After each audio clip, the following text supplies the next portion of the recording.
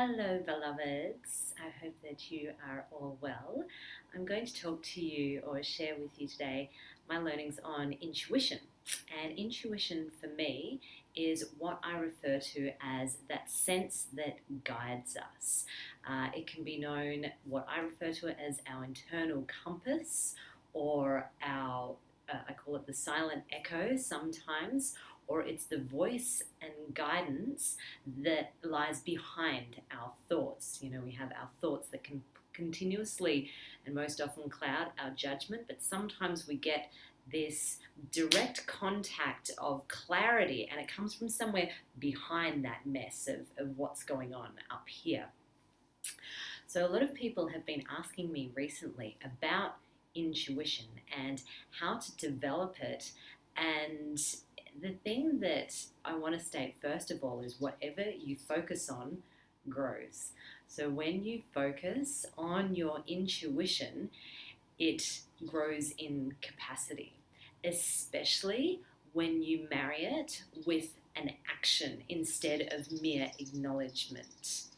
When you follow that internal wink, nod, nudge, sometimes it's really a push, your intuition grows exponentially. So I want to share with you one of my stories of intuition. As some of you may know, I have been to India recently, and I wanted to go last year, and I really tried hard to go in October, but there was also something in me that was saying that wasn't going to happen. Up here, I wanted to go in October, but here it was going, that's not really quite right. So I ended up going in February, and that was nothing but honing my intuition. And the really interesting thing that happened whilst I was in India was I continued to be met, or I continued to meet all of these amazing people at exactly the right time. So one of the side effects of following your intuition is synchronicity. But more about that in the next video. What I really wanted to share with you was, through the course of traveling through India and going to these different places, and I had all these amazing meetings, I had this one specific thing that happened, and I was guided to Jaipur. And I didn't really know why I was going back to Jaipur. Yes, there was a really good friend who was there that I wanted to see. But my intention when I had gone to India this time was I really wanted to get clear on what my purpose was. I wanted to become an instrument in the hands of the gods, or the goddess, or the divine, whatever you'd like to call it. So I was really committed to giving myself over and taking my small self out of the way so that that energy could just come through me. And I thought I was going to get really, really clear on writing, on where I was going to be going with my book or books that I'm writing. But you know what? That's not what the divine wanted, or that's not where my intuition and also synchronicity guided me. It took me to somewhere else, and it deposited in front of me an offering or an opportunity.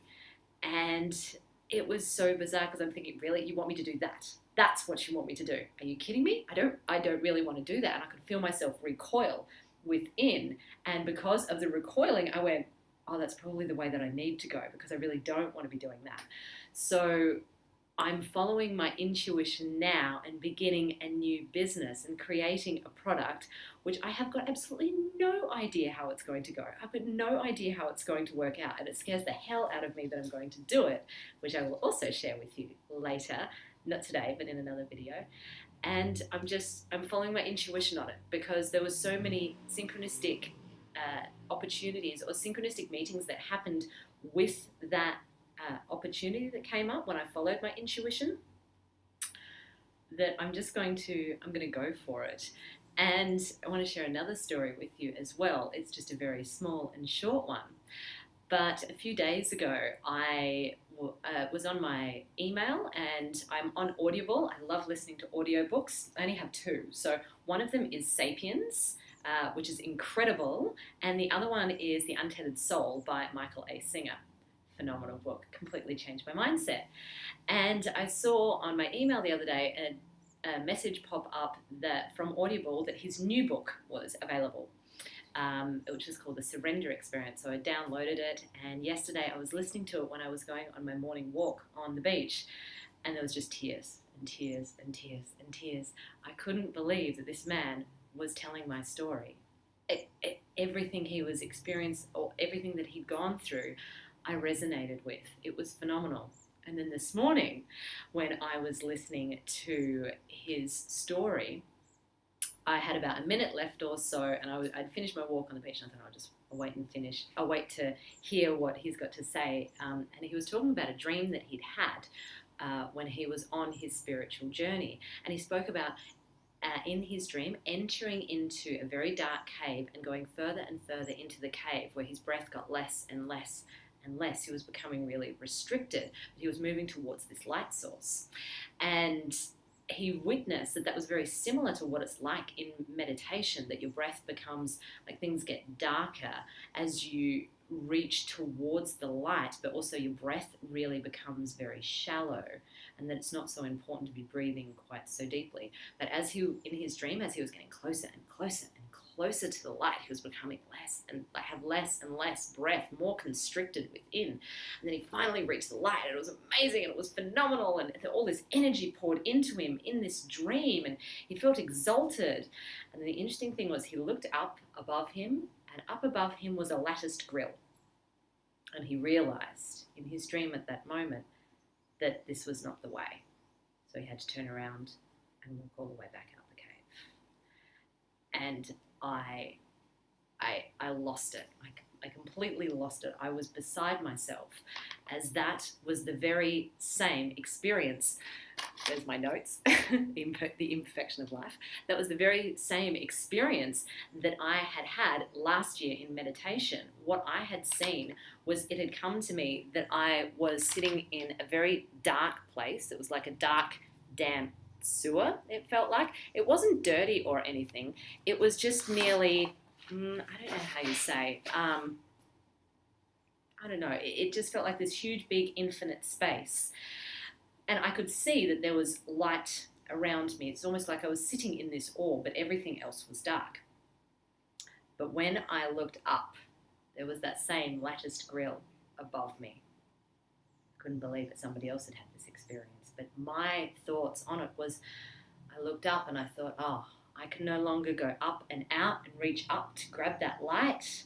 I have to sit here and wait for it to come down and in. So that's another story of intuition, of me going and pulling that book as it was reflecting back to me exactly what I needed to hear at this moment, which loud and clear speaks to me that I'm on the right path. I'm doing the right thing. Just keep going and doing as you're doing. Let things go. Let your intuition guide you, and don't have an expectation of it. So because I feel I have been honing my intuition now for many, many years, one of the things I do is do soul work as well. So I do intuitive readings for people, and I use a series of cards that I have here, and I use them merely as a gateway, and then I just wait and hear what comes through from the client I'm working with, their soul to my soul, and then back to me, and I feed the knowledge back to you. So if you are interested in something like that, please reach out, send me a message, let me know. You can contact me through Facebook or Instagram, or even through YouTube. And this is my story of intuition today. So I invite you all to just take a few moments, close your eyes, and breathe really deeply, allowing your breath to travel all the way down into your navel. Expand, and on the exhale, your navel draws back towards your spine, and the breath travels all the way back up and out through your nose. Do that several times and see if you can feel yourself drawing back into that deeper part of you, the part that lies beyond your thoughts, the part that is the one who sees, the part who is the one who knows. And it's from there that intuition arises. Just ask. Sometimes that's all we have to do. We just have to ask for help from our psyche, from our soul, from our intuition, and act accordingly upon it. So I wish you a beautiful day. Thank you for watching, and if you're interested in hearing more of my stories, as that's what I love to do, is share them and hopefully inspire you as well, just click on the little triangle that's to the right of the screen, and underneath will say subscribe, and I'm going to be making some more videos, so I'll see you all soon. Have a beautiful day, beloveds.